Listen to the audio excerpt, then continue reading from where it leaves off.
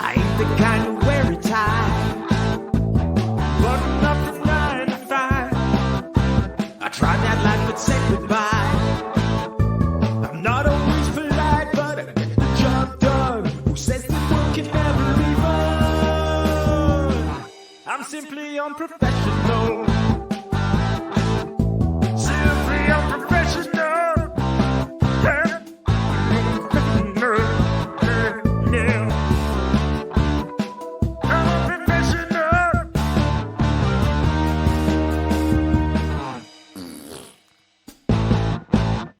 Good evening, everybody. Welcome back to another episode of Simply Unprofessional. I'm your host tonight, Devin. Joining me, we got Rob. Hey guys, it's Rob. How's it going, Rob? Pretty good. All right. Oh, just want to let you guys know there will be no Webby tonight. Webby is a little under the weather, so we are soldiering on as we do. This is going to come on a day late, but happy Veterans Day to all you veterans out there. Thank you for your service. And Rob, completely unappropriately for tonight, not like unappropriately completely, but you know, just off the cuff, so to speak. I asked you to make a list of like 10 shows you watched when you were a kid. Now you interpreted this a little bit differently. You're like, all right, I got like a couple shows that I wanted to watch and shows that I was like forced to watch with my parents because that's what was on at the time, and that's totally fine. I just mainly I just like 10 shows off the top of the cuff that like you feel. I kind of just want you to like reflect on those shows, and then I want you to say like, hey, you know what impact or do you think what impact, if any, did those shows have on your current taste or just your life in general? If that makes sense. So like I have 10 shows. I mean, and you know, we come from not different eras per se, but you know, we come from slightly different generations. Mm-hmm. You know, Rob, like Harley, Rob? I am 41. Yeah. So like, and I'll be 30 in January. So you got like 10 years on me. So I mean, you may see. I'm pretty sure just off of our general, just who we are as people, there's going to be some overlap on these shows. But that's fine. Like that's fine. I think that's 100% okay, and that's totally fine. So, you want to start off, Rob? Or you want me to start off? You can start off, so I can kind of get more of an idea of what. Okay. Well, I'm going to go for the first show. I kind of group these shows together because, and I'm sure they made your list too. For me, number one was like Buffy and Angel. Because they definitely. I watch them all the time. Probably one of the first shows I think. There's one show on this list I think I watched before those that like I watched all the way through, whether or not like even if they were started airing before I was born, I went back and watched all of them. But yeah, Buffy and Angel. Buffy and Angel for me, we've done whole episodes, so I'm not mistaken, on Buffy and Angel. We brought up Buffy and Angel 1,000 times over here. Solid show. I have no problems rewatching Buffy or Angel at any time. If somebody's like, hey, somebody just hit me and was like, yo, hey man, I just came across this show called Angel or Buffy. Want to watch it with me? Yes, I will gladly watch it with you. I don't care if I know what's going to happen. I will watch it with you 1,000 times because I love the show. I think it definitely contributes. This and the top three shows, Buffy, Angel, and my next two, I think definitely contributed to my love of fantasy and my love of just supernatural, so to speak. And yeah, I mean, it kind of continues off. They're both great shows. If you haven't seen Buffy or Angel yet, what's wrong with you? And I'm almost certain that if you're listening to this show, you've probably seen Buffy or Angel in some capacity, or at least you're familiar with Buffy or Angel. How about you, Rob? Like, what do you think? I'm sure Buffy and Angel made your list. I could be wrong. They did not, because I went for when I was like a little kid. So I mean, older shows, which is fine. That's fine. Because like for me, like Buffy came out in 97. I was 5. So I don't think I started watching Buffy until probably 99 or 2000. So like season 3 or 4 is when I probably picked up on Buffy and started watching it. But after that, I just kind of like I fell in love with the show, and then I watched all of them since then. I graduated high school in '97. There you go. See, and that's fine. Like I said, this is like really different point of view here. That's great. Like for me, Buffy and Angel, like they definitely like they were great shows. I will still watch them to this day. I think they still hold up to this day. I mean, some of the special effects or whatever, especially in the earlier seasons because they didn't have the budget, like or maybe not all there. But I mean, other than that, I think the show still holds up fantastic on both ends. In a weird way, I think Angel holds up a little bit more than Buffy does because it's a little bit more of a condensed show and it's off the rails as it gets. I do like early Angel. Early Angel is almost chef's kiss. It's like detective, supernatural detective, and I love that. It's good shit. And for me, Buffy, Angel, those shows, Joss Whedon shows, early shows, really, yeah, like I said, they just like laid the foundation. Like if I never watched Buffy or Angel, I can almost definitely say I wouldn't in the next 2 shows. I would say I probably would not have a like love for D&D as I do today. But yeah, so like, what are some of the first shows on your list, Rob? What's the first show on your list? Well, the top one is The Simpsons. Okay. Yep. That's fair.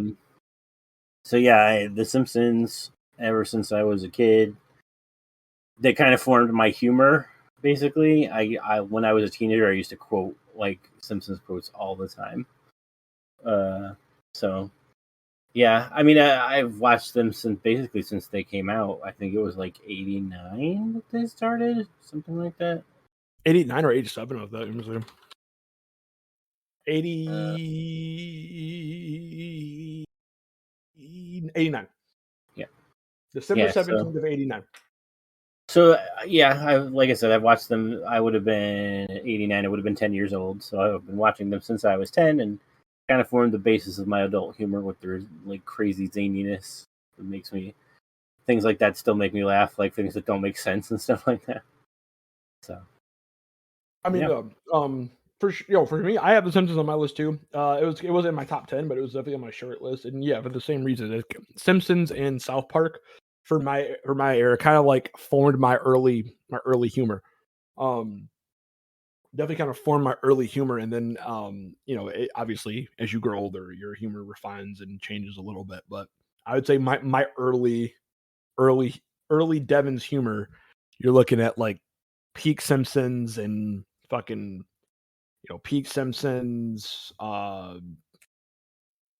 fucking I just named it, Jesus Christ, South Park, and like even maybe a little bit of Family Guy. When did Family Guy come out? Family Guy came out like 2006. Family Guy came out in 99. Jesus Christ.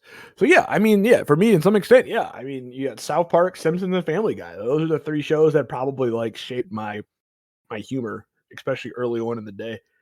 So yeah, I completely understand what you're saying there. Like those shows definitely kind of. But you would say that those shows that you, like you said, The Simpsons definitely added something. It made you kind of who you are today a little bit. Yeah, most definitely. That's what's up. So I would love. It's kind of funny. I feel like this is going to go one of those topics where Webby is going to be like, I wish I was there for that. I think I have some good stuff. My next one is a show I haven't seen in a long time, and I kind of want to go back and watch it. I'll watch both of them. But I got Xena and Hercules. Xena and Hercules. I think Lucy Lawless might have been like my first crush back in the day. I mean, even now she's still kind of my crush. Like she looks phenomenal for her age. She's a sexy 53. Let me just throw that out there. But yeah, I mean, you got like Xena, Xena Hercules, like those shows again, like kind of the same reasonings for like Buffy and Angel, just kind of laid out that foundation for me and like my interest now. Like I watch so much of fantasy and sci-fi and fantasy, sci-fi, supernatural, all that stuff. I and even got me like interested in like history, and like one of my favorite things in history of all time. I love like researching is like when it goes like mythology is like Greek mythology, and all that I think came from that to some degree. I'd watch that as a kid and I'd be like, oh, this is really, this is really cool. This is really interesting. This is really cool. And then it kind of just added up. And that went from 95 to 2001. So I was 3. I probably started watching it probably like 5 or 6. And then kind of like eventually went back and watched all of it. So I didn't catch too many of these shows. I didn't catch like at the start. But yeah, I mean, for me, I don't know. Again, I don't know if Xena Hercules is on your list or not, but nope. Mine are all 80s shows. So. Which is fine. Oh, you know what's really funny though? God, I forgot it again. I was looking up some of these. There was a sitcom I ran across. I was like, I forgot that sitcom existed. But I'm like, I mean, I enjoyed it, but I forgot it existed. So what's your next one up here, Rob? Because I mean, I don't want to add too much. I would love to do a whole SU or episode one day on Xena, because I'm assuming you've seen Xena Hercules all the way through, right? I have, yes. Yeah, I would love to do like an SU on like Xena and Hercules, because I freaking love those shows. I love their take on Ares. Xena was probably like, I'm not gonna like say like 100% blanket, but I mean, I would definitely put her in like the early like TV shows for strong female lead, like strong female kind of solo lead. Yeah. In like that genre, you know what I mean? Mm-hmm. Because I mean, there were other shows out there. Like I think like you had like the old Wonder Woman shows, and you had stuff like that. But those are always kind of campy. I mean, and Xena has its campy moments, you know what I mean? But like, for the most part, it's just Xena's just a freaking badass across the board. Mm-hmm. And there's really like no others to it. And then you have Xena, you have Gabrielle, you have all of them, and you pretty much like it's the women in that show just kick ass from top to bottom. Yeah, Callisto, the bad Callisto, guy. I freaking love Callisto. And then you had Xena's daughter. Who's fucking Xena's daughter? Oh man, it popped up later. Eve. You had Eve for a minute. She kicked ass. Yeah, man. The chakram made me like the chakram. Yep, and her. Yes, her war cry. Like, oh man, it was beautiful. You know what I didn't realize in Xena? Fucking Carl Urban played Caesar. Wow. Carl Urban played Caesar in that show. Who was fucking Joxer? The guy? No, not Joxer. No, the Sam guy, Raimi or Ted Raimi. That's one of the Raimis. Yeah, no, he was in both Xena and Hercules. But he was played by Ash from The Evil Dead. Oh yeah, Autolycus. Yeah, that's it. Autolycus. Autolycus. You had fucking Kevin. You had so many like good, like, solid actors. You got Lucy Lawless. You got fucking Renee O'Connor. You got Ted Raimi. You got Carl Urban. Fucking Carl Urban is Caesar, which is hilarious by itself. Like, hold on for a second. Like, there you go. Just that young bowl cut Carl Urban. Gotta love it. You got Autolycus. You got Kevin Smith playing Ares. Oh, the guy that played War too. Oh yeah. You got fucking Kevin Sorbo, which I mean has probably one of the best memes ever existed off of that show.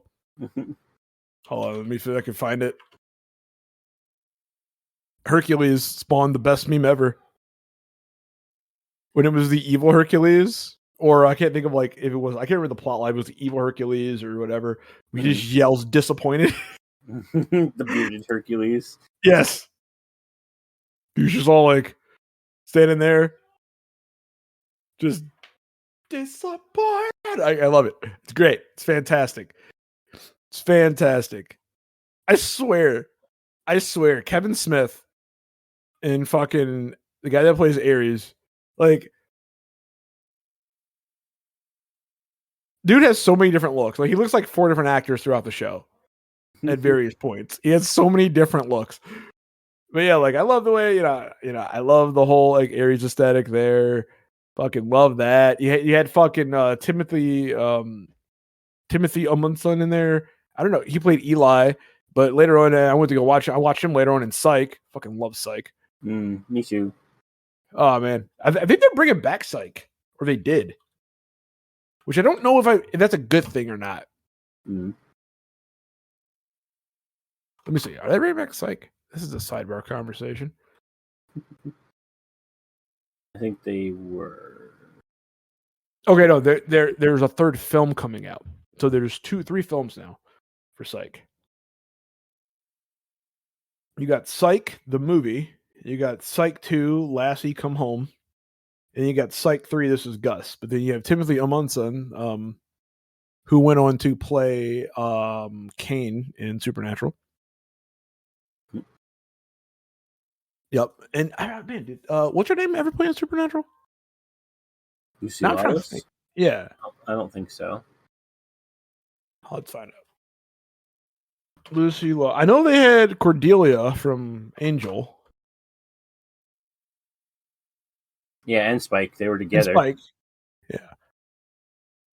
Did she ever play in Supernatural? She did not play in Supernatural. Did Bruce Campbell ever play in Supernatural? I feel like he should have. And I don't think so. But I feel like he should have though. Okay, so no, he originally Supernatural wanted Bruce Campbell as the modern day John Winchester. Their father. Yeah, well, not their father, their grandfather. If I'm not mistaken. Supernatural really wanted her. No. He wanted to play John Winchester, yeah. But yep. Unfortunately, we did not happen. I mean, I don't get me wrong, I like fucking Jeffrey Dean Morgan.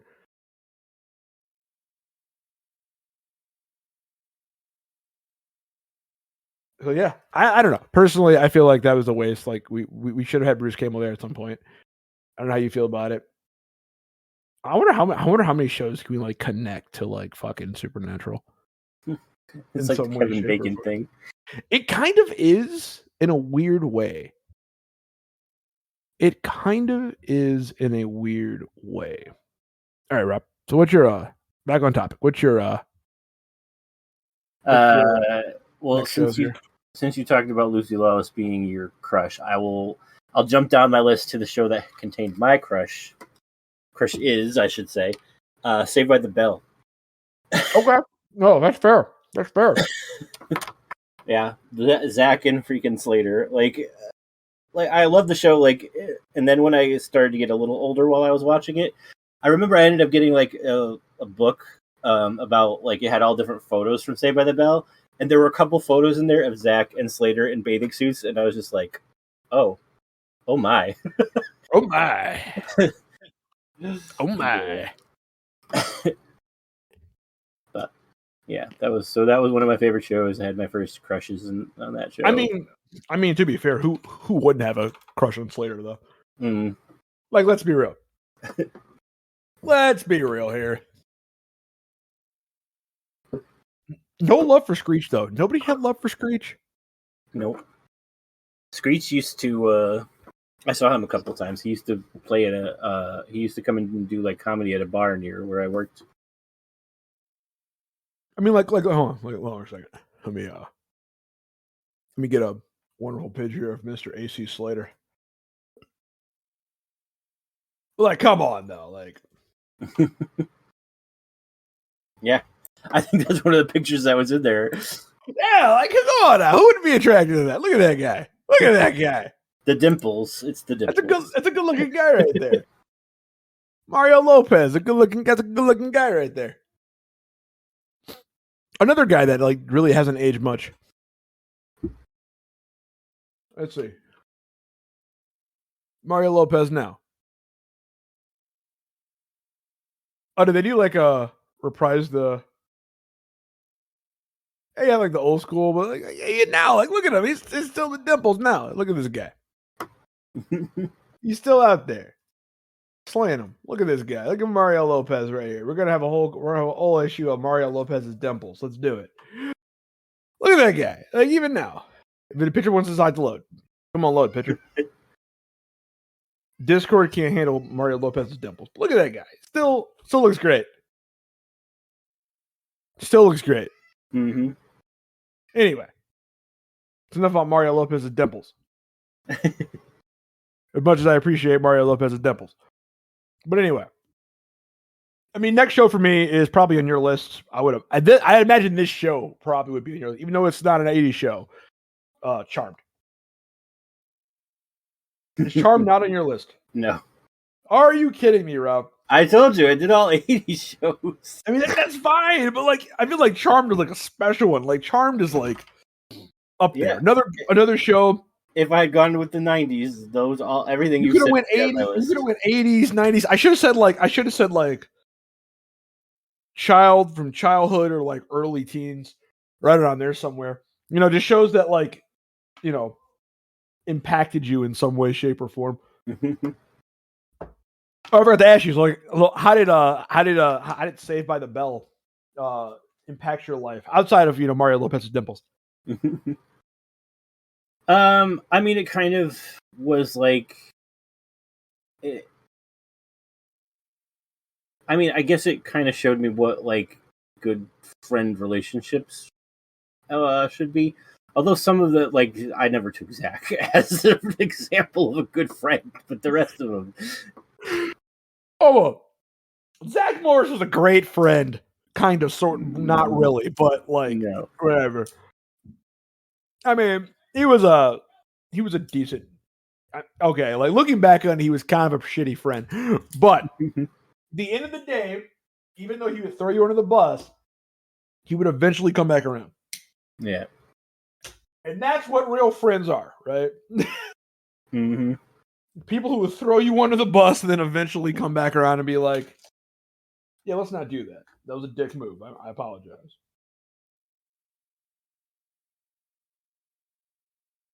But yeah, I mean, so we have Saved by the Bell. I mean, yeah, Saved by the Bell. I was never like the biggest Saved by the Bell fan, personally. But yeah, by the time you came around, it was like an old show. Well, no, not even just that. Like, let's see, like Saved by the Bell. Because see, like a lot of like the old, like even like I air quotes grew up watching the Cosby Show because I would be up all the time watching fucking Nick at Night. It's an old show, but it went around for 4 seasons. So 89. There you go. Look at those two. Yeah, I found the magazine. Okay, and these were the two. Well, the picture, whatever. These were the 2 pictures in there that I was like, oh my god, yes. Yes, there you go. Look at those guys. Look at those guys. Fucking luau. Hell yeah, look at those guys. It's good looking guys right there. But yeah, you had 89. So I was around for like the last season. Oh my god, I forgot about that show. Wow, that show was terrible. Kind of, not really. Pacific Blue. Anybody remember Pacific Blue? I don't think that's not one of the ones I saw.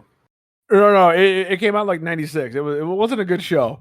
It was okay. I'm not gonna say it was a good show. It wasn't a great show. It was on for 5. It was good enough to be on for like 6 seasons, but whatever. It's a crime drama of a team of police officers with the Santa Monica Police Department who patrolled its beaches on bicycles.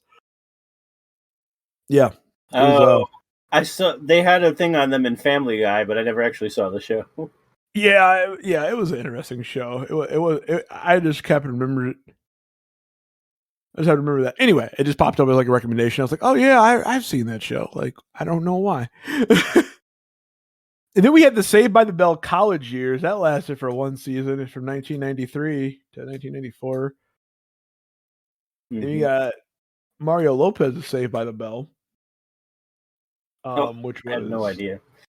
That was like he had a spin-off on his own. Well, that was a 2010 like reality show spin-off, I see. Interesting.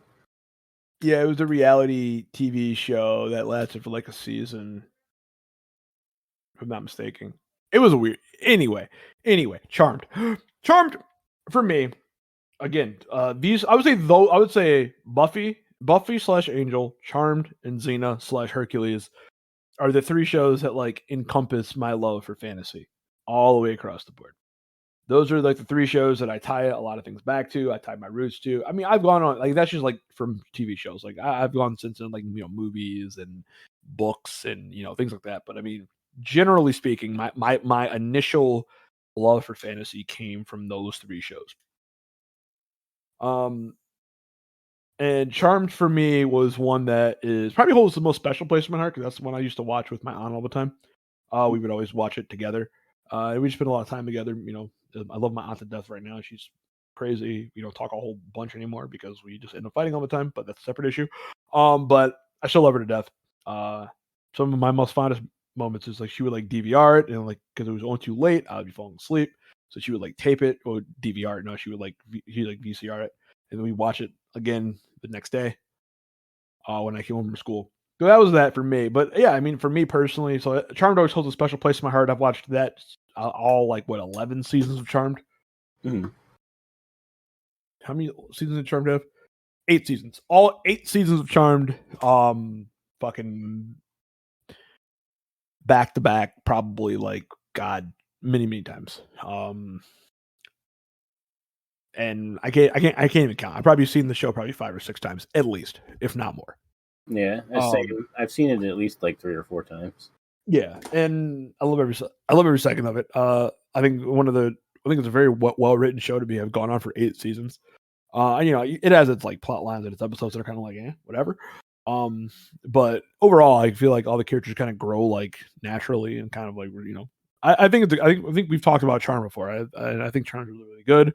I think Shannon Doherty got too big of a head. And that's okay. They added on Billy at the end there, and I don't think anybody really liked Billy.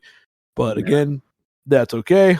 That's mainly because they had done the ending. They're like, oh, this is how we're going to end it. They all have new identities. And then they're like, hey, let's renew it for another year. They were like, well, crap. Right. I mean, it's one of those things, right? Do you blame the show or do you just blame the studio for just like pumping it out? I don't know. I mean, I do like the ending they ended up with, but they could have like the whole Billy thing was just like, ugh. Also, I don't know how well he got paid. I don't know how well he's been paid, but I really feel like he did not ride his fame. Well, I mean, he maybe just riding out his royalty checks, which is entirely possible. Can I just say, my man Brian Krause that played Leo? Yep. I don't know. He hasn't done anything. Like, absolutely nothing. I'm looking at his movies and TV shows, and it's not a lot. It's not a lot. I think he was in something else I've watched. He was in Return to the Blue Lagoon in 1991, Sleepwalkers in 92, Charmed from 1998 to 2006. He did like the Loch Ness Terror, a movie called Retreat to Paradise, which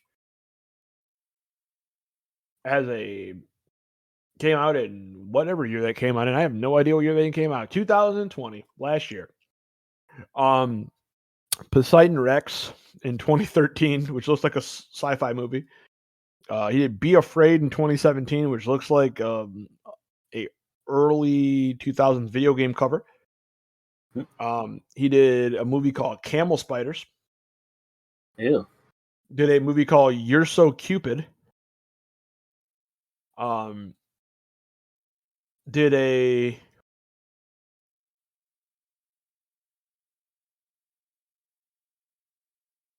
He did star in an erotic thriller with Pamela Anderson in 1996 called Naked Souls.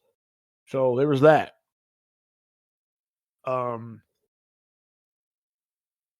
Yeah. That has 3 listed people as actors. You have Brian Krause as Edward, Pamela Anderson as Britt, and David Warner as Everett Longstreet, which is a terrible name. You know what? I'm going to talk Webby into doing a review on Naked Souls one day. We're going to watch Naked Souls, and we're going to review Naked Souls because this just looks like quality. This cover screams quality, Rob. Come on, Discord. Don't let me down. Oh Jesus!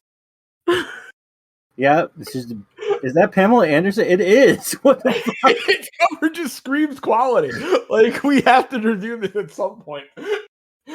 This cover screams quality. Like that's chef's kiss right there. That is wow. Anyway, he starred in a movie called Betrayed. He was in a movie called Kooky the Boogeyman in 2018. He was in 2012 Supernova. He was in a movie in 2019 called The Demonologist. A movie, and this is the most sci-fi movie cover the world has ever seen. 2008 movie called Warbirds. And again, Rob, I tell you, this is the most sci-fi movie channel cover the world has ever seen. He was in a movie called Warbirds. He was in a movie called Bandit, in a movie called The Killing Pack, in a movie called Christmas for $1, which I remember seeing Christmas for $1. I do remember seeing that movie. The Liars Club. There's planes being eaten by dinosaurs. Okay. Like I said, it's the most sci-fi movie cover of all time. He was in a movie called TVK, The Toolbox Murders. No, I don't think I ever saw him in a movie. I think he was in another episode of a different show I watched. I think he was like a one-time thing or something. Yeah, he really didn't capitalize on that. I don't know what his royalty checks look like, so I could be wrong, right? Let's see. He was in LA Noire, the game. That's right. I think that might be okay. Right. Yep, I think he was. I'm trying to see. Let's see. What is Brian Krause's net worth? Alyssa Milano has a net worth of $10 million. Holly Marie Combs has a net worth of $14 million, according to this article. This is therichest.com. Rose McGowan, $18 million. Shannon Doherty, $10 million. Brian Krause, $500,000. All right. Julian McMahon, $16 million, because he went on to play fucking being Dr. Doom and do a bunch of other good shit. He capitalized on his fame. He had skins. Was it Skins? No, Nip Tuck. Nip Tuck, yeah, that's right. Yeah, he had Nip Tuck for like 7 seasons. He's been an FBI Most Wanted recently. He was in Premonition with Sandra Bullock. He was in Fantastic Four. He really capitalized on his whole thing. He was in Marvel's The Runaways. That lasted. I forgot that show existed for a while. You had Kaylee Kuko. She's worth $55 million. Obviously, she's worth a lot. Because of fucking Big Bang Theory. I hate that show. I fucking hate that show with a passion. God, I hate that show. But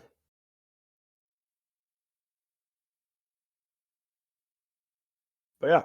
Other than that, I mean, you got Drew Fuller, who played Chris. He has $1.5 million. You have Dorian Gregory, $2 million. Eric Dane, $7 million. So I mean, he has the lowest net worth out of everybody, and out of everybody there. But I mean, I'm not throwing the man under the bus. Whatever. Maybe he has really good investments. Who knows? I'm just saying, like, from outside looking in, looks like he didn't really like capitalize on his fame. No. Just gonna throw that out there. Although Warbirds, mwah. Warbirds and Naked Souls, obviously the highlight of his career. That is just prime television right there. But yeah. Other than that, all right, let's hop back into this list here. That's enough about Charmed. What you got going on, Rob, over there? All right. So my next one is Star Trek: The Next Generation. Oh, okay. Yep. Obviously gave me my love for sci-fi, and I've watched every Star Trek since, except the ones that are on pay channels that I can't watch. But I've seen Enterprise, I've seen Voyager, Deep Space Nine. I grew up technically when I was a little kid. I saw the original because my mom used to watch it. And then the Next Generation was the one that I loved the most. Because I was older and able to better understand it. fair. I mean, I don't know. It's hard for me to pinpoint what made me love sci-fi, because like I didn't jump on the Star Wars train early. Obviously, I didn't jump on the I was never a big Star Trek guy. Like I've seen Star Trek. I like Star Trek. Like I can watch Star Trek without any issues, right? Mhm. Like, and I understand the reference of Star Trek, but I wouldn't point to it as something that like defined my love for sci-fi. But like, so I'm trying to like think back, like what made me love sci-fi, and I don't really know. I think it's just like the combination of what sci-fi is that makes me like sci-fi. I mean, I guess if I had to like point to like, it would be probably like movies that made me like sci-fi more than any specific TV show. Yeah. So like you have like your Alien, like your Demolition Man, your, Alien, like your Demolition Man, your fucking kind of like the Fifth Element. You know what I mean? Mhm. It's like I think it's like movies that made me like sci-fi more than any TV show did. Although I do like a lot of sci-fi TV shows. I had Shout out that. to- I mean, I have that and Quantum Leap. They're kind of both for the same reason because I used to watch that too. Oh yeah, Quantum Leap was solid. Yeah, Quantum Leap was good. I've seen Quantum Leap. Quantum Leap's a good show. Think. My That's next another. show is. That's Good. another one with a weird ending because of randomly being canceled. Like how we were talking about Charmed had like came back. That one, like in the last episode, he like met God, and then it was just like, oh, he never made his way home because they were planning on another episode and had to just be like, oh, another season. I mean, and then they were like, no, you're canceled. So they just like threw that in at the end. Yeah. Shows that were ended too soon. Shout out to you, Moonlight. I think it was Moonlight. Was it Moonlight? Yeah. Shout out to you, Moonlight.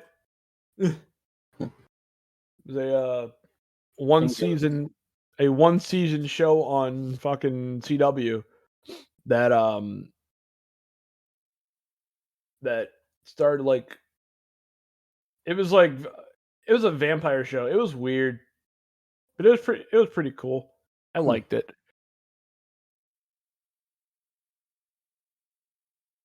Yeah, a lot of Netflix shows are like that. I'm like, oh, this is good, and they're like, nah, we're not gonna have any more. It's like I don't know if I should watch Netflix shows anymore because they're just like, here's one season, and we're not gonna bring it back. Yeah. Understandable. But also it sucks. And with Netflix, like you never know. Like you know what I mean? Like you kind of can like watch a show. Like on TV, you kind of can watch a show and be like, all right, this is probably not gonna get renewed, right?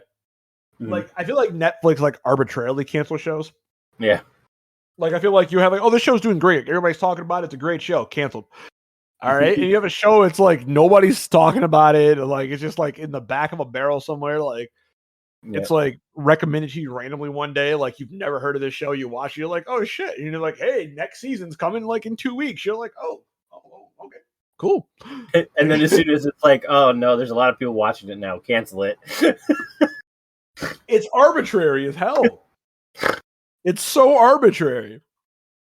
Like, you know what? We need to get SU big enough where we can sit down with a Netflix executive just to have the conversation. Like, what goes through the minds of people when it comes to canceling Netflix shows? Like, what are the criteria? Like, we need criteria, people. Like, you guys don't release your numbers, Netflix. I'm challenging you to be better and release your criteria for canceling a show. Like Ozark. Fucking Ozark. Why was Ozark canceled? It's such a good show. Mm-hmm. I mean, yeah, season 4 wasn't like it wasn't the strongest season, but like, why? Like, why? Such a good show. They brought Lucifer back to cancel Lucifer. The Society, I mean, like, okay, like, all right, that was mediocrity. Sense8 was good. Yeah, I like Sense8. They canceled that. Why? I don't know. All the Marvel shows, but like I get that, but I'm not okay with it. Followed by I am not okay with this. Yeah. Oh yeah, I like that one too, and they canceled that one. I am not okay with it. They just canceled it for no fucking reason. Like I don't know why. Yeah, like the Fucking- Marvel ones are the only ones I understand because they were like meant to be just one season shows. It's like okay, Well, they were meant to be like real shows, but then when the whole thing was like them getting their own app happened, they're just like, well, fuck you then.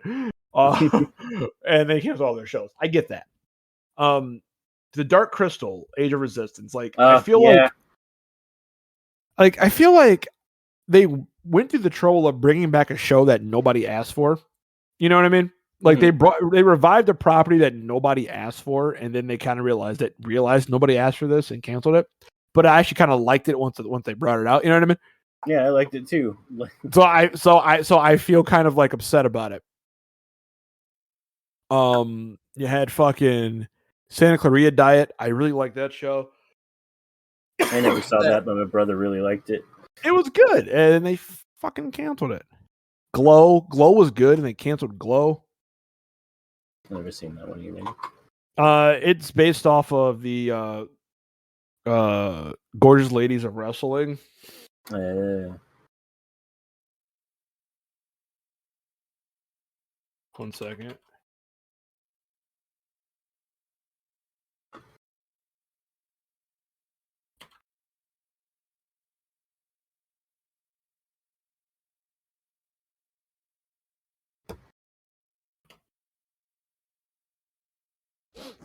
Oh yeah, Glow, fucking what else did they cancel? Teenage Bounty Hunters. That was a really good show. I'm mad they canceled that. They got 1 season, and that was a good show. It was funny. It's a really funny, good show. And I'm upset at that one. A little bit. Dear White People, that's fine. That could have got canceled at season 1. I wouldn't have cared. Kimmy Schmidt, that should have stayed. Kimmy Schmidt's good. Tuca and Birdie, that should have. It wasn't bad. I actually like Tuca and Birdie. What else did they cancel here? Fucking Patriot Act was kind of upsetting. I really like Patriot Act. I thought it was good. And then the new Mystery Science Theater, like, I don't know. Like, I liked it. It didn't feel the same. You know what I mean? mm-hmm. Like, I liked it though. It was good. It just didn't feel the same. But anyway, a lot of those shows that got canceled, they all had good reviews, good score. Like, why? Why are you canceling these shows? I hate all of you.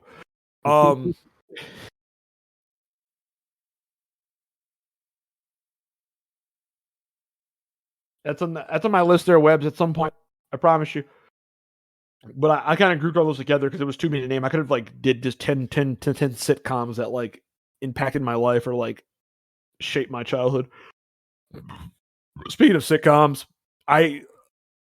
these are ones that fell into I was forced to watch these ones, but I also really like grew to love them. The Golden Girls. Yep, that one was on my list. The Golden Girls. Every Sunday, me, my mom, and my grandma, you'd sit and watch the Golden Girls for like hours. Freaking love the Golden Girls now. I will watch the Golden Girls at any time. Yeah, me and my mom used to watch it all the time. I recently rewatched most of it. I was like, oh, this is on. It was on like Hulu or Netflix. I'm like, oh, I'll just go watch this in the background. Yeah, it's the Golden Girls. Like, yeah. Like, I will watch the Golden Girls. I don't care what anybody says. You come to my house, I'll play the Golden Girls on in a heartbeat. Don't question me. Fucking love the Golden Girls. Great. We did have one on the same list, even though I picked the 80s. And you. Yes. And then another one that falls in the same category. I'm gonna like just jump real quick. The one that falls in the same category for under the Golden Girls. For me, like not the Golden Girls, but like same category of being like forced to watch it with my mom. But I kind of grew to love the show. The Nanny. Oh yeah, I that's not on my list, but yeah, I used to watch the Nanny too. Like my mom would always watch the Nanny. Mr. Sheffield. Fucking Fran Dresser. I love Fran Dresser. Goddamn. Oh, the Nanny. I've watched so many episodes of the Nanny. Like I was like invested in the story. I'm like, yo, she's getting married to Mr. Sheffield. And they broke it off. Like, what's going on, man? It's crazy. But yeah, no, I was invested in that. I was actually invested in that show, and it's kind of funny. Oh yeah, Rob, go ahead. So the next ones I have are He-Man and the Thundercats, which started off my love of superheroes. Thundercats, yes! Thunder. Thundercats. I'll do what I please. I love it. The fact that he understood though that was a Fred Dresser voice. Yeah, I know. It was clearly good enough for him to realize what I was doing.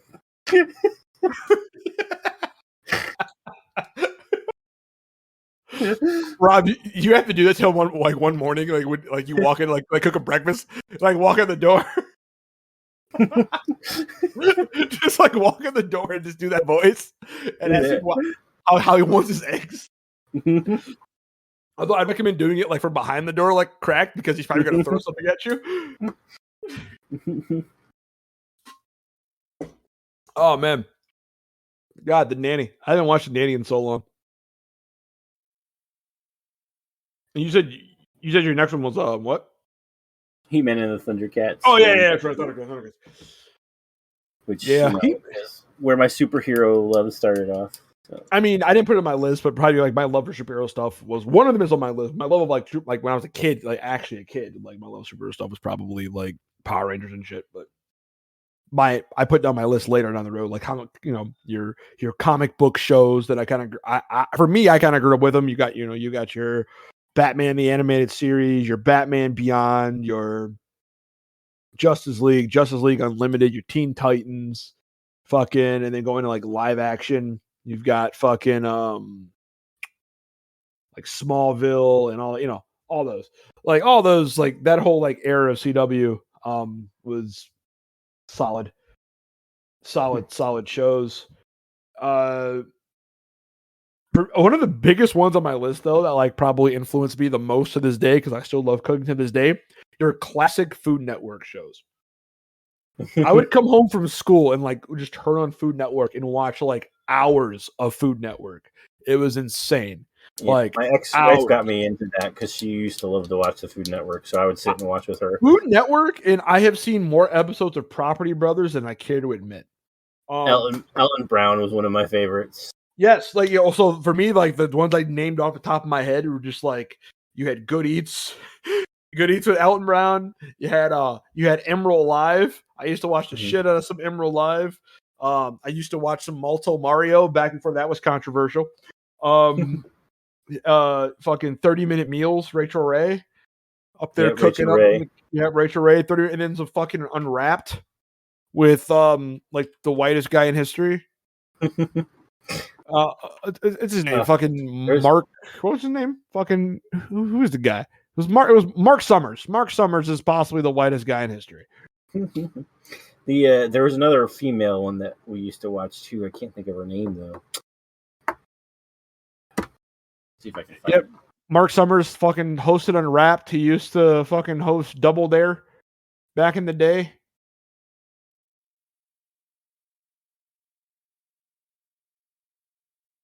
Man, I don't know why thinking of Double Dare now got me thinking of fucking Legends of the Hidden Temple. And I fucking love that show. You can't do that on television. That was one. I didn't put that on my list, but I just thought of it. I used to love that. Legends of the Hidden Temple. Oh man, they need to bring that show back. The show was great. Oh wait, they did bring it back. Holy shit, they brought back Legends of the Hidden Temple. I was in as of last month on the 10th, almost a month ago to the day, they brought back Legends of the Hidden Temple. Hold on. Hold the hell on here. The one I was thinking of that we used to watch was Giada at Home. Giada yeah. Giada, and then you fucking just brought a whole nother wave of like people fucking semi homemade with Sandra Lee. Fucking, Sandra Lee. Fucking the Barefoot Contessa. You got your Paula Deen and like your Paula Deen serving up diabetes with a healthy course of racism on the side. We love it. But man, oh my God, that's oh man, you just brought a whole like wave of shit, man. That's crazy. Fucking all those wonderful fucking shows. Love classic Food Network, people. Diners, Drive-Ins, and Dives. That wasn't a classic era, but that was still pretty solid. Yeah. Oh, Master Chef. We used to watch that all the time too. Oh yeah, Master Chef, but like the original Japanese one. Yeah. Yeah, Master Chef. Where the guy used to bite into the he used to what is the onion he used to bite into? Yeah. Or green pepper. He would hold out like I don't remember. He would hold out two things, and he would always bite into the one. That was weird. He would always like bite into like the onion. Like I'm trying to like not Master Chef. What's it called? Iron Chef. Yeah, Iron Chef. He used to like bite into like it was like an onion or it was a pepper. I think it was. You just bite into it. Yeah. Randomly. He would just bite into it. He's like just like a big old chunk out of it. Yeah, that's what he used to say, like the sweet, and he would hold out an apple and then go, and the savory, and then it was like a pepper or something, and he bite into You just take a huge ass chunk out of like the savory shit. I'm like, oh my guy, what's up? I love this guy. God, I love that guy. My guy's my idol. The next thing on my list is like fucking just like sitcoms, dude. Fucking just like all the like I feel like the late 80s to the 90s was just like the era of sitcoms. Yep. Under that, there's so many sitcoms. Under that heading, I have Married with Children, Full House, and The Wonder Years. Were my So like for me, I got Family Matters, Full House, Fresh Prince, Married with Children, Friends, Home Improvement, Living Single, which is basically just the Black Friends that came out 1 year earlier. And then I put under a subcategory underneath the sitcoms of air quotes the Black sitcoms. Which are like your Moeshas, your fucking Moeshas, your not living singles, your Moeshas, your fucking Family Matters, the Parkers, Family Matters, the Parkers, and all the other ones. Yeah, there's just all those under there that like fall in. There's a bunch of them like the Jamie Foxx show, fucking. There's so many of them I can just randomly name. There's like there's a period. Any sitcom that came out on UPN back in the day. Well, on UPN sitcoms, I'm about to look up a whole. There's a whole thing of UPN. Like okay, Girlfriends, fucking Girlfriends. 8 seasons of Girlfriends, which was like the Black Sex in the City. You had In the House with LL Cool J. You had One on One, the Parkers, Half and Half. All of Us, and just all of those were around. And you have more. You had Sister back in the day. I used to love Sister. Yeah, I used to like Sister too. Fucking Malcolm and Eddie. Oh, I love Malcolm and Eddie. Yeah, I fucking love Malcolm and Eddie. That was a good shit. Oh, that was such a good shit, dude. Malcolm and Eddie.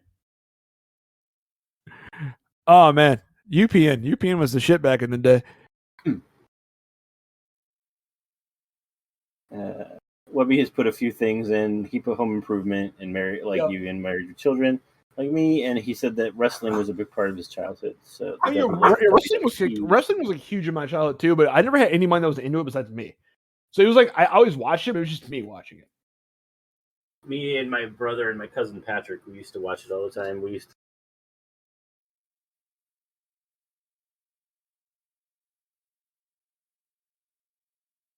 to get together to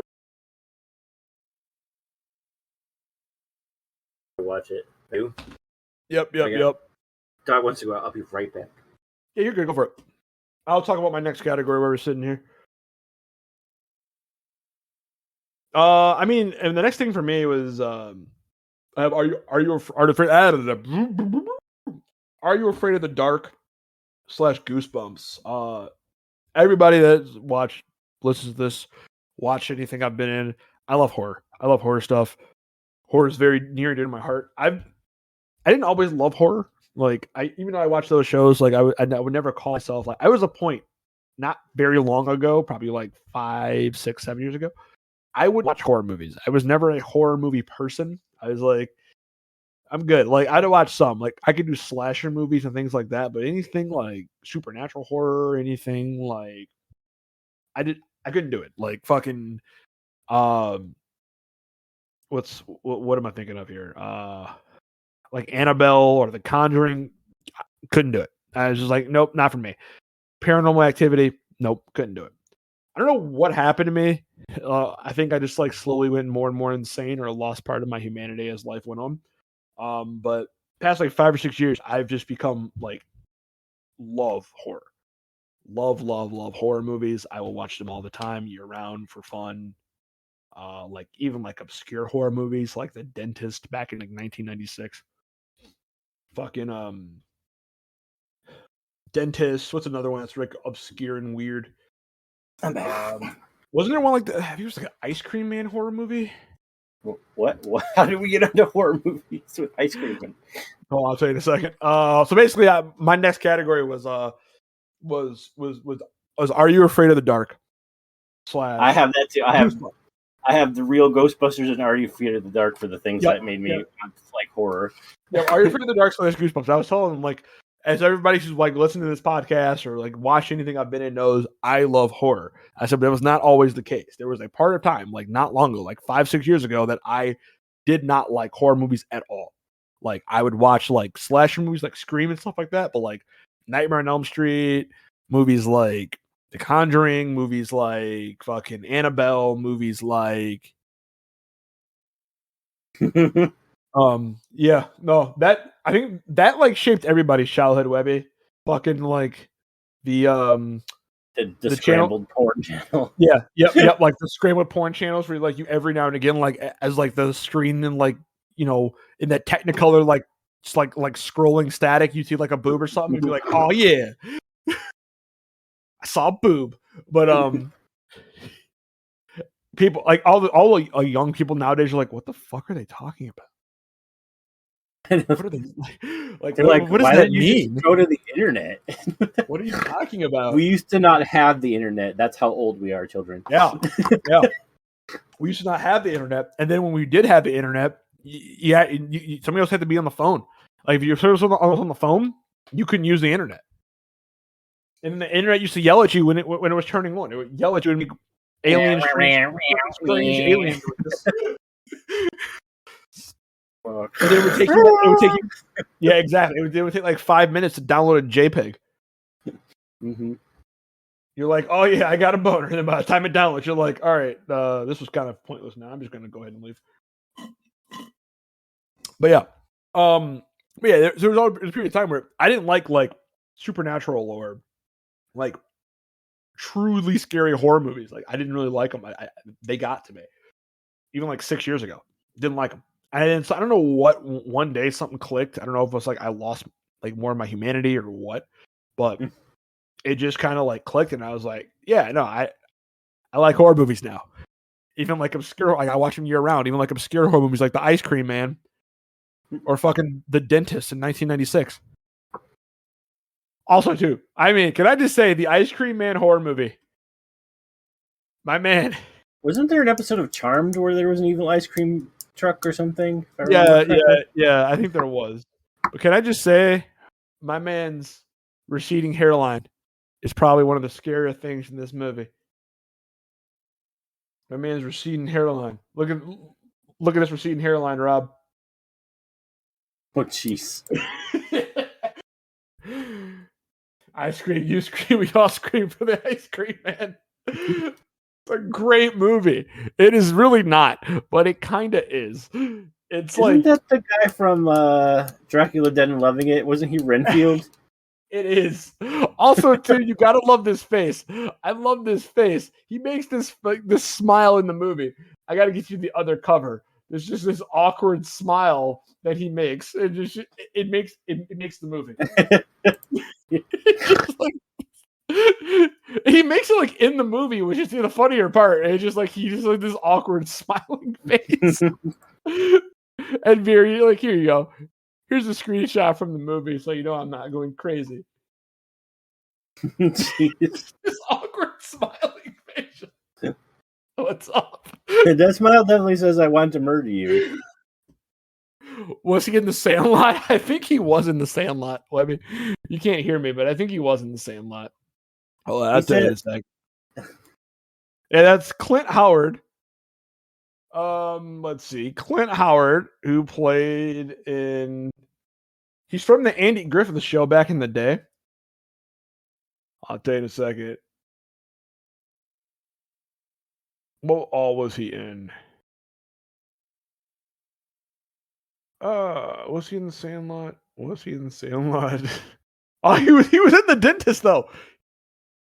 Oh, he was in the dentist. He was not in the Sandlot, I don't think. Let me see. What in the world? All right, I found our next movie we have to watch at some point. I love looking through people's like hit movie history and seeing like just those movies that just should not exist. And they do, and I love them so much. Hold on, this is like off topic as fuck. But no, he wasn't in the Sandlot. He was in the Andy Griffith Show though, in The Waterboy, and Apollo 13, and The Jungle Book. Who do you voice in The Jungle Book? Who did you voice in The Jungle Book? I have no idea who you voiced in The Jungle Book. He was in The Jungle Book, apparently. Oh, he was Hothie. He was Hothie Jr. in the Jungle Book. He was in Austin Powers, but no, he was not in the Sandlot.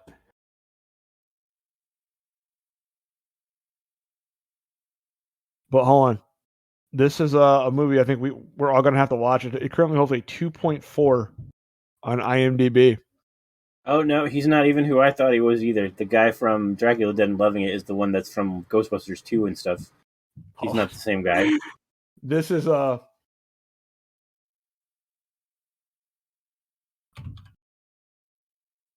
we should watch this atrocity.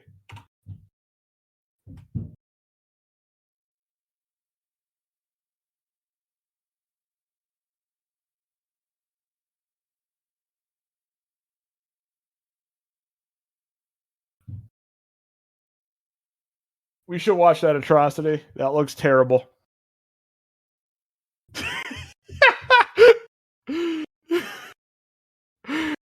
Oh, it's a Canadian-German film. What the fuck? Germany, movie's called Blubberella, by the way, right?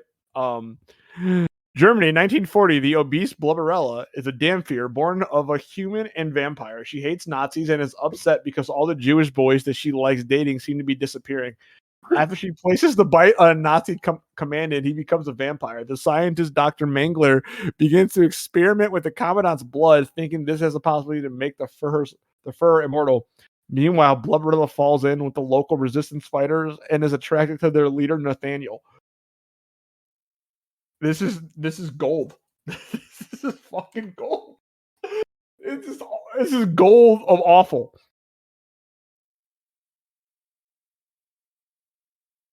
Jeez. this is terrible. Oh, this is awful. This is so awful. But anyway, back on topic. Anyway, horror movies. Awful horror movies. And also not awful horror movies. Anyway, the shows that gave me my love of horror movies, I would say would be, or that got me interested in horror, are You Afraid of the Dark and Goosebumps. I later got into it. I have no idea why, but I did. Yeah, go on, Rob. Nope, that was my whole list. That was all 10. I think that actually was 11 now that I'm counting, but No, yeah. I mean, last thing on my list I have we talk about are just like the old Nickelodeon sketch shows, like All That and Keenan and Kel. I used to love watching those back in the day. Yeah, that's the predecessor to that was the You Can't Do That on Television that I was talking about. Yep, that used yep. to be, Well, that was I guess the real predecessor to that was SNL. Yeah. But yeah. So you had, it's funny how like we had similar shows but just different eras. Mm-hmm. Yeah. And it's funny because we're similar people from different eras. Yep. Hey. And I have watched most of the things that were on your list just later in life. Yeah, and I have watched most of them on yours, but like I watched them like as I got older and like watched them later in life. Funny. So yeah.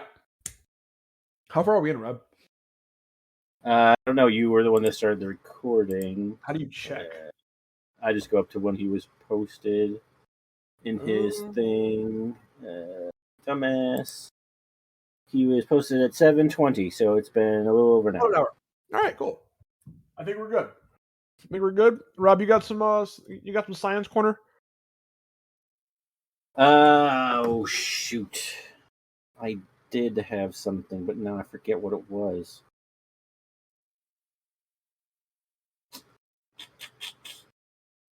Because I read something and I was like, oh, that would be good for Science Corner, but now I lost it. I can find it again.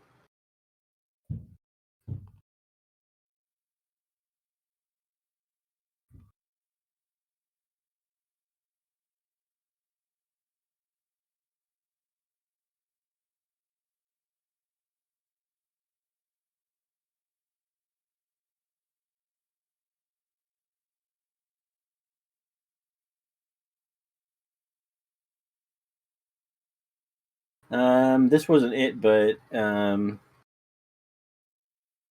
this is going to be this week is going to be the longest lunar eclipse of the century. It's not super impressive since we have lunar eclipses every month, but this one is going to be super long. So, in case you didn't know, the phases of the moon are actually caused by lunar eclipses. It's when the Earth gets in between the sun and the moon. So that's why we have like the crescent moon and half moon. The full moon is when we're not blocking it at all, and then when the moon is not in the sky, they call it the new moon. That's when the Earth is completely blocking the sun from the moon. So there's something that if you didn't know, you now know.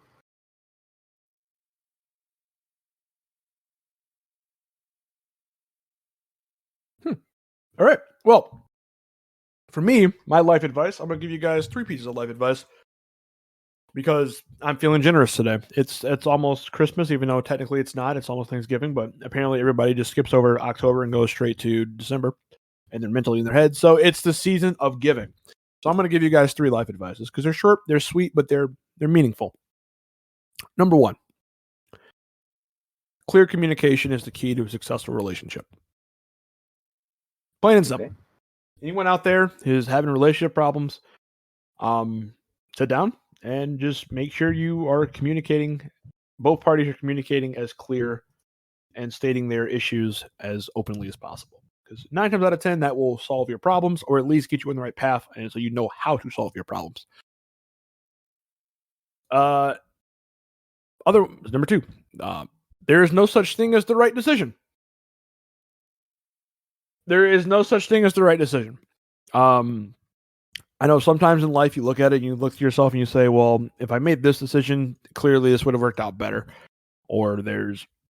But realistically, in how this kind of ties into the science corner a little bit with how like time theory works, I mean, there really is no right or wrong decision. You make a decision and you need to, instead of focusing on if you made the wrong decision and worrying over making the right decision all the time, for every little to small decision in your life, you're better off using your time to maximize the outcome of your decision, if that makes sense. So you use your effort to making the most out of the decision you make, not so much worrying about which decision you should make. And then number 3, nobody knows what they're doing 100% of the time. That's true. I don't know what I'm doing like 10% of the time. I just kind of show up. Same. So, yeah, I mean, like this episode's a perfect example. Me and Rob had no idea what we were doing coming into this episode until I was like, "Hey, I was washing clothes at the dryer." A little inside baseball here, guys. I was loading some clothes into the dryer when Rob's like, "Hey, what you got for a topic?" I'm like, "I don't know," and I was like, "Hey, TV shows. What can we do with that?" Hey, here we go. That's our topic for the week. Rob, make a list of TV shows. Yep. So that's how that went down. So, I mean, it is what it is. It works out, though. One day we will come back and we will have like a fully laid out, planned episode. And you're going to be like, wow, these guys are amazing. I know right now you're probably like, wow, these guys are kind of all right. But one day we strive to be amazing people in your eyes. In your eyes. Not you. Not you. Not you in the green shirt who's combing his hair. Not you. We don't care about you. We don't care. But the other guy, all the other people, besides that guy, we care about you. Right, Rob? Right. Also, I think that's everything. And fuck Booster Gold. Fuck Booster Gold. And where can we find you, Rob? After we say fuck Booster Gold, where can we find you? Oh, well, you can find me on Twitter at Confessor_X and on Twitch at twitch.tv/ConfessorX. I'm actually going to stream next Wednesday, so join me there. Oh, shit. Rob's streaming a game. Yeah. You guys can find me on Twitter at DMP_Pookie. And you can find me on Twitch at Mr. D3. And as always, you can find me on eBay trying to remember how to close out the show. Have a good I ain't the kind who wear a tie. We'll see you later. Bye. Running up from 9 to 5. I tried that life but said goodbye. I'm not always polite, but I get the job done. Who says this world can never be fun? I'm simply unprofessional.